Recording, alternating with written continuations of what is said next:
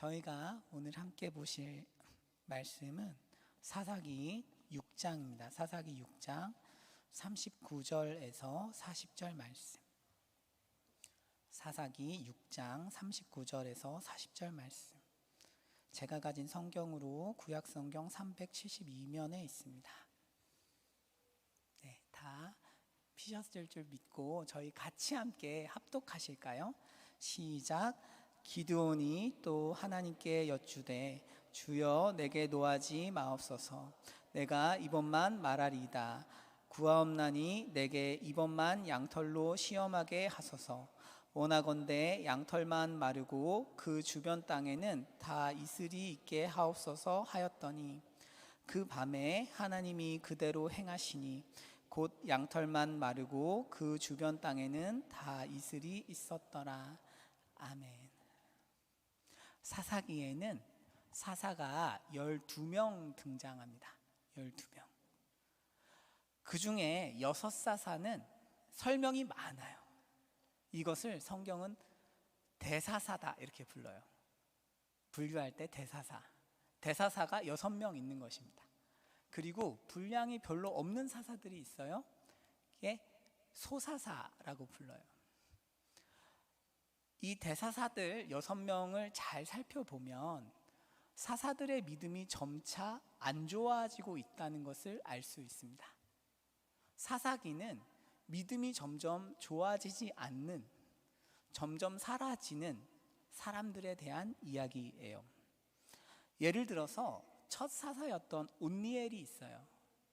온니엘은 경건한 사람, 경건한 갈렙의 딸 악사라는 여인을 얻기 위해서 목숨을 걸고 전쟁터에 나가는 첫 번째 사사입니다. 무엇을 얻으려고요? 경건한 여인을 얻으려고. 하지만 마지막 사사인 삼손은 이방 여인과 어떻게든 사랑하기 위해서 자기의 목숨을 바치는 사람입니다. 이렇게 극단적으로 대조되는 것이 첫 번째 사사와 마지막 사사인 온니엘과 삼손입니다. 이처럼 사사시대는 쭉 믿음이 좋아지지 않는 것을 그리고 있어요. 그리고 그 가운데에 누가 있는가 하면 기드온이 있습니다. 오늘 저희가 살펴볼 기드온은 그래서 우리를 많이 닮아 있어요. 믿음이 너무 나쁘지도 않고 삼손과 비교하면 믿음이 좋아요. 하지만 온니엘과 비교하면 믿음이 너무나도 부족한 이 기드온, 우리랑 많이 닮아 있는 것이죠.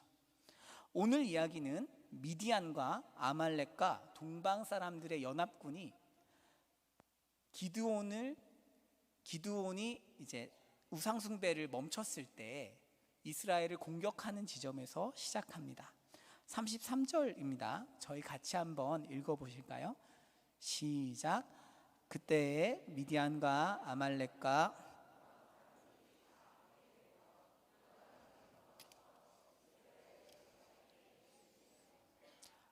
이렇게 다 모여서 골짜기에 진을 친 거죠. 그러니까 하나님의 대답은 무엇이냐면 하나님의 방법은 34절입니다.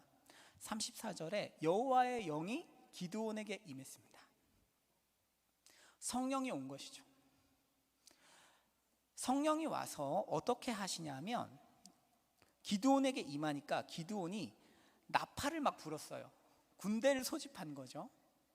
군대를 소집했는데 이 군대로 모인 사람들이 누구였냐 하면 아비에셀이라는 작은 마을의 사람들이었습니다. 다시 말하면 거의 안 왔어요. 거의 오지 않았습니다. 우리말 성경으로는 잘 구분하기 어렵지만 실제 히브리어 성경 원문을 읽으시면 읽으실 일이 없으시죠? 죄송합니다. 자, 제가 설명해 드릴게요. 원문에는 어떻게 되어 있는가 하면 접속사가 분리되는 접속사예요. 35절은. 그래서 성령께서 시키신 일이 아니라고 분명히 이야기하고 있습니다. 35절은 말하자면 기드온이 무서워서 행한 일입니다.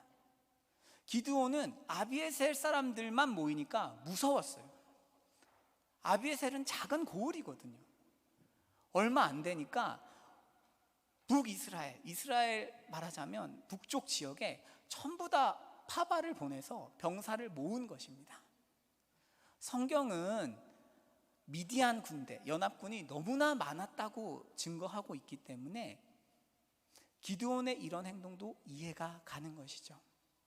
기드온 생각에는 이렇게 적군이 많으니까 조금이라도 더 사람들을 모으는 것이 답이라고 생각했던 것이죠. 성경은 무엇이라고 이야기하는가? 하나님께서는 이렇게 말씀하셨어요. 신명기 20장입니다. 신명기 20장 여기 보시면 나가서 적군과 싸우려고 할 때 말과 병거와 백성이 너보다 많음을 볼지라도 그들을 두려워하지 말아라. 그 두려움이 없어야 하는 이유가 무엇이에요? 내 하나님 여호와께서 함께 하시기 때문이죠. 지금 기드온의 문제는 무엇이냐 하면 병사를 많이 모으는 것이 문제가 아니고 하나님의 말씀을 믿지 못하는 것이 문제입니다. 오늘 우리도 이런 두려움을 인생에서 많이 경험합니다. 제가 대학생들 이렇게 신방하면 대학생분들은 정말 많은 걸 하세요. 요즘은 인턴 생활이 없으면 취업이 잘 안 된다고 그래요. 어학 점수도 따야 하고 학점도 좋아야 하고 또 자격증도 있어야 합니다. 학원도 다니기도 해요. 세상이 너무 요구하는 게 많습니다. 경쟁에서 이길 수 있을까라는 두려움과 경쟁에서 이긴다고 하여도 지속적으로 잘 해야만 한다는 압박감 속에 시달립니다. 대부분의 어린 청년들이 또한 그보다 어린 중고등학생들 역시 불안과 근심에 시달릴 수밖에 없습니다. 미래를 생각하면 말이죠. 내가 가진 조건으로는 이 세상에서 생존하기가 어려운 것처럼 느껴지는 것이죠. 과연 내가 지금 부모님 밑에서 지금 내가 공부하는 정도로 지금 내가 가진 능력 정도로 이 세상에서 생존할 수 있을까? 언젠가부터 우리 질문이 잘 살 수 있을까가 아니라 사실 지금 젊은 세대는 생존할 수 있을까? 라고 질문하고 있습니다. 그래서 우리는 가능한 대로 최고의 노력을 합니다. 이것도 하고 저것도 하고 마치 미디안의 큰 군대 앞에 서 있는 기드온 같아요. 성령님께서 주신 병사가 너무 작아 보이니까 나에게 허락한 삶의 조건들이 너무 열악해 보이니까 세상을 이기기 위해서 이곳저곳 병사를 부르는 모습인 것이죠. 두려움에 빠지면 우리의 믿음 없음과 불순종을 두려움이 감춰버립니다. 분명히 불순종을 하고 있지만 두렵기 때문에 불순종한다는 생각을 잘 하지 못해요. 그러다 보니까 주님과의 관계도 파괴됩니다. 두려움에 빠진 기드온이 하나님께 어떻게 기도할까요? 놀랍게도 기적을 구합니다. 사랑하는 성도님들, 저희도 정말 어려운 상황, 하지만 직면해야 하고 선택해야 하는 어떤 문제가 있을 때 주님 앞에서 이런 기도를 아마 한 번쯤은 다들 해보시리라고 생각합니다. 자, 36절, 37절인데요. 한번 저희 같이 읽어보시겠습니다. 시작. 기드온이 하나님께 여쭈되 주께서 이미 말씀하신 같이 내 손으로 이스라엘을 구원하시려거든 보소서 내가 양털 한 뭉치를 타작마당에 두리니 만일 이슬이 양털에만 있고 주변 땅은 마르면 주께서 이미 말씀하신 같이 내 손으로 이스라엘을 구원하실 줄을 내가 알겠나이다 하였더니 기드온이 첫 번째 기도한 것은 양털을 둘 테니까, 땅 위에 양털을 둘 테니까. 이스라엘은 새벽에 이슬이 내리거든요. 저도 안 가봤어요. 이슬이 내린다고 해요. 그래서 이 양털 뭉치에는 물이 남고 땅은 다 마르면 하나님이 응답해 주셨다 라고 믿겠다는 것입니다. 사실 이것은 큰 기적은 아닙니다. 그렇죠? 땅이 금방 마르죠. 양털 뭉치는 덜 마르고요. 그렇기 때문에 큰 기적은 아니에요. 사실 제가 이렇게 기도하는 것과 크게 다르지 않은데요. 하나님, 내일 동쪽에서 해가 뜨면 제 손으로 이스라엘을 구원하실 줄 알겠습니다 라는 것과 크게 다른 것은 아닙니다. 너무 당연한 것이죠. 성경도 하나님께서 직접적으로 개입하셨다고 쓰지 않고 그대로 된지라 정도로 표현합니다. 그냥 그렇게 되었다는 것이죠. 자, 이렇게 첫 번째 기적을 요구했고 어설프지만 들었어요. 된 것 같습니다. 하지만 기드온도 아는 것이죠. 이 정도로는 전쟁에 나가기가 조금 불안한 것입니다. 그래서 이번엔 진짜 기적을 구해요. 진짜 기적을. 39절입니다. 내게 이번만 양털로 시험하게 하소서. 원하건대 양털만 마르고 그 주변 땅에는 다 이슬이 있게 하옵소서 하였더니. 진짜 기적을 요구한 것이죠. 이번에는 양털은 다 말라야 돼요. 그리고 땅은 물이 남아 있어야 하는 것이죠. 하나님을 시험하고 있습니다. 시험. 이 단어는 나사으라는 단어인데요, 출애굽기 17장에 나옵니다. 이스라엘 자손이 물을 달라고 할 때 사용하는 단어예요. 17장 7절인데요, 제가 한번 읽어보겠습니다. 그들이 여호와를 시험하여 이르기를, 나사흐 하여 이르기를, 여호와께서 우리 중에 계신가 안 계신가 하였습니다. 이스라엘 백성들이 목이 말랐어요. 목이 말라서 물을 주면 하나님이 계시고 물을 주지 않으시면 하나님은 안 계신다라고 시험을 한 것입니다.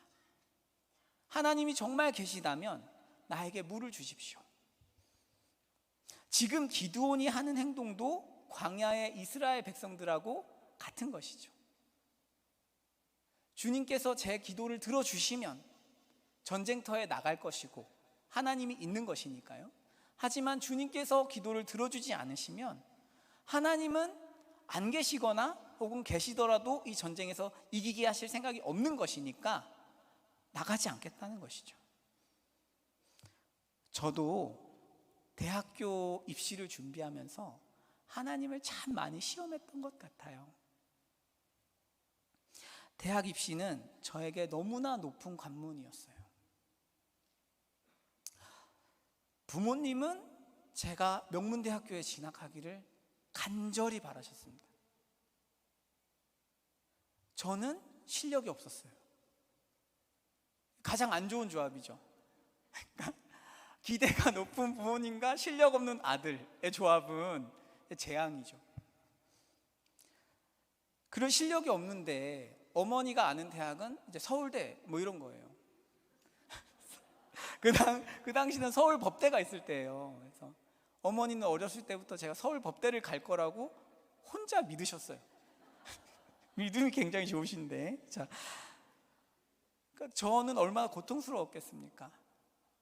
반에서 1등도 못 하는데. 그래서 우여곡절 끝에 제가 하나님을 만났어요. 예수님을 만났고 기도를 한 것입니다. 어떻게 기도했는가 하면, 제가 좋은 대학에 가면 주님이 계신 것이고, 주님이 수능 시험을 안 도와주면 주님은 없는 거예요. 저는 20살 때 예수님을 처음 믿었거든요. 다른 분들에게 예수님은 좀 대단한 분일 수 있지만 제가 그 당시 그랬어요. 예수님, 저랑 주님은 아직 별 관계가 없어요. 주님이 저한테 대단한 존재가 되시려면 뭘 좀 해주세요. 그래서 시험을 잘 보게 해주세요 라고 기도한 거죠. 지금 생각하면 이제 말도 안 되는 기도죠. 하나님께 내가 순종해야 하는 것이 아니고 하나님이 나에게 순종해야만 하나님이 계시다는 기도 아닙니까? 그렇죠? 우리는 인생에서 큰 결정을 내려야 할 때 주님의 뜻을 모를 때도 많아요, 사실. 하지만 주님의 뜻이 분명해도 주님께 기적을 구하고는 해요. 미래는 너무나 두렵고 위험하고 감당하기 어려운 것처럼 느껴지기 때문에 뭔가 확실한 징표가 있으면 좋겠는 것이죠. 하나님, 이렇게 해주시면 제가 할게요. 안 해주시면 안 하고요. 내 마음대로 하나님이 움직이지 않으시면 건수를 잡은 것처럼 순종하지 않는 거죠. 내가 순종하지 않는 이유는 내 마음이 악해서가 아니고 주님이 안 해서인 거죠. 문제는 크고 믿음은 없으니까 억지라는 것을 부리는 것이죠. 그것이 우리의 현 주소입니다. 본래 시험하다라는 단어의 주인은 하나님이십니다. 신명기 8장인데요.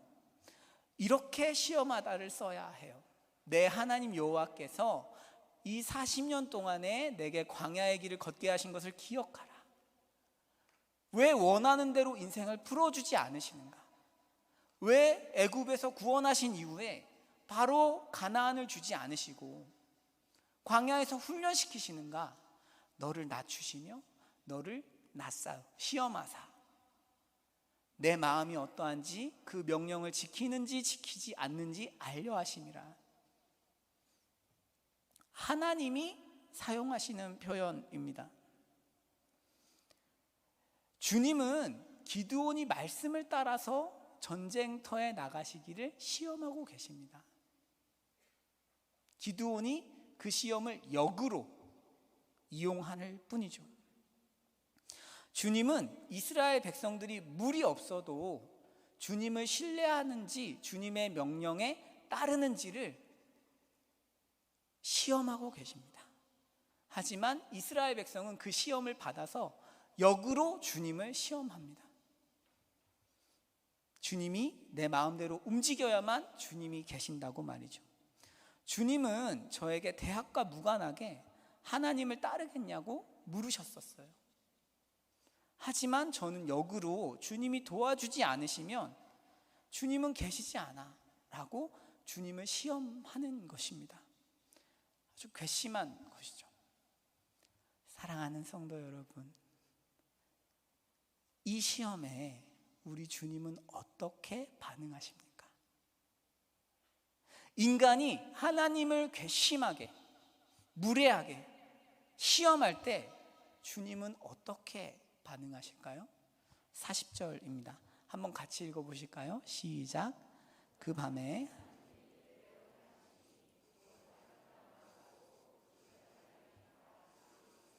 아멘. 그대로 행하십니다. 그대로 행하세요. 여기서 그대로 행하시니 라는 표현은 하나님에게 인간이 순종할 때 쓰는 표현입니다. 성경에서 하나님이 말씀하셨을 때 인간이 순종하면 그대로 행했다 이렇게 표현해요. 지금 사사기는 어떤 말을 하고 있는가 하면 하나님께서 마치 기드온의 말에 순종하시는 것처럼 응해 주셨다는 것입니다. 인간이 두려움 속에서 억지를 부리고 무례하게 하나님을 시험할 때에도 하나님은 응답하십니다. 이스라엘 백성들이 광야에서 하나님을 시험할 때에도 하나님은 물을 주셨습니다. 제가 하나님을 시험했을 때에도 하나님은 저의 기도에 응답해 주셨어요. 저는 공부를 어지간히 못한 학생이었기 때문에 주님께 기도했을 때 되리라고 꼭 생각하진 않았어요.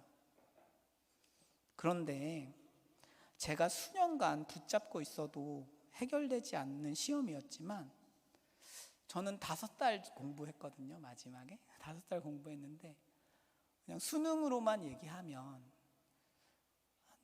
원래 모의고사 한 10% 나왔어요. 상위 한 10%. 저 수능 볼 때 0.5%? 이 정도였거든요. 제가 이 말씀을 드리는 것은 점수가 올랐어요 막 이런 게 아니라, 주님이 저에게, 주님은 응답해 주시는 분이라는 것을 가르쳐 주셨다는 것입니다. 주님은 저의 억지에도 응답하세요. 너무나 주님을 모르기 때문에 응답해 주시는 것이죠.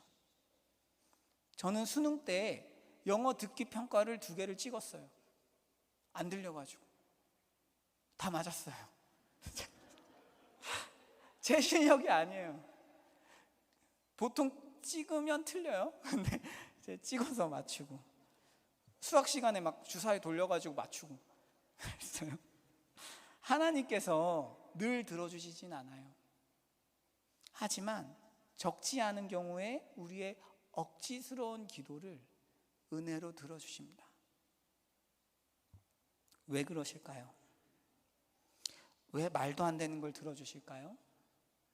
우리 주님은 믿음이 연약해서 바른 방식으로 소통할 수 없는 어리석은 사람들을 은혜로 대우하시기 때문이에요. 주님이 우리를 포기할 수 없기 때문입니다.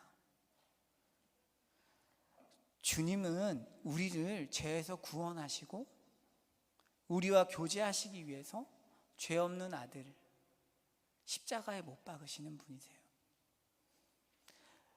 그렇기에 주님은 우리 기도를 들으십니다. 주님이 우리를 포기하실 수 없기 때문이죠. 이렇게 주님이 우리의 억지 요구를 주시면 인간은 말을 잘 듣습니까? 듣지 않습니다. 오히려 더 이기적이고 탐욕스럽게 변합니다. 기도에 응답하시는 하나님을 경험했다고 해서 사람의 자아가 꺾이지 않고 오히려 더 이기적으로 변해요. 기드온은 어떻게 변했나요? 사사기 8장입니다. 기드온은 말년에 금 에봇을 만들었습니다. 8장 27절에 있어요. 이스라엘 백성은 어떻게 반응했나요? 반석에서 물이 나오는 기적을 경험했지만 동일한 상황에서 동일하게 반응합니다. 민수기 20장 2절 3절에 나와 있어요. 물이 없으니까 다시 불평합니다.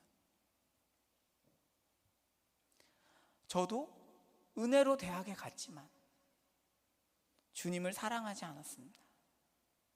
제 마음대로 살았어요.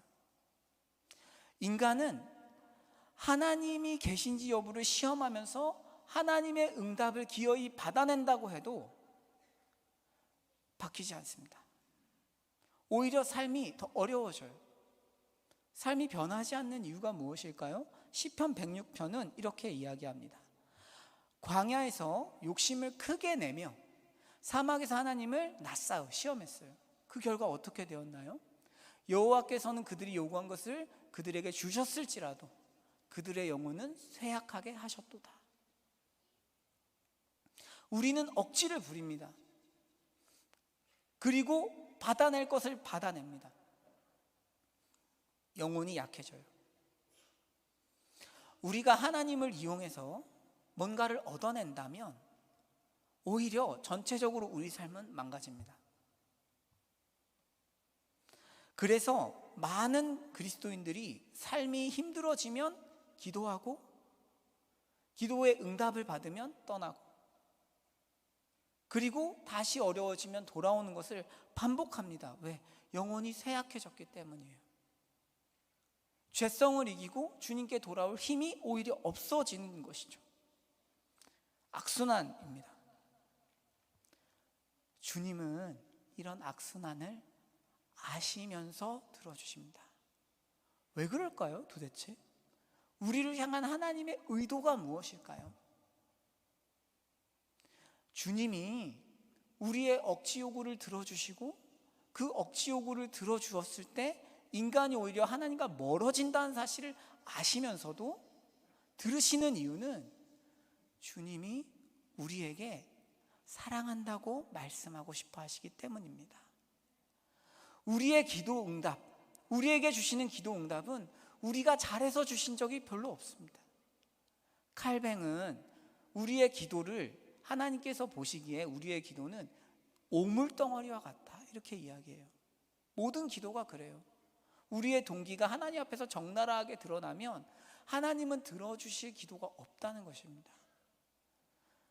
하나님께서 우리의 그 엉망이고 욕망투성이인 기도를 들어주시고 그 기도에 응답하셨을 때 떠나는 것을 알면서도 그렇게 하시는 이유는, 그렇게 해야만 인간은 하나님이 자신을 사랑하신다는 것을 알 수 있기 때문이에요. 그렇게 하지 않으면 우리는 감동받지 않기 때문입니다. 우리는 하나님께 항복하고 싶지 않습니다.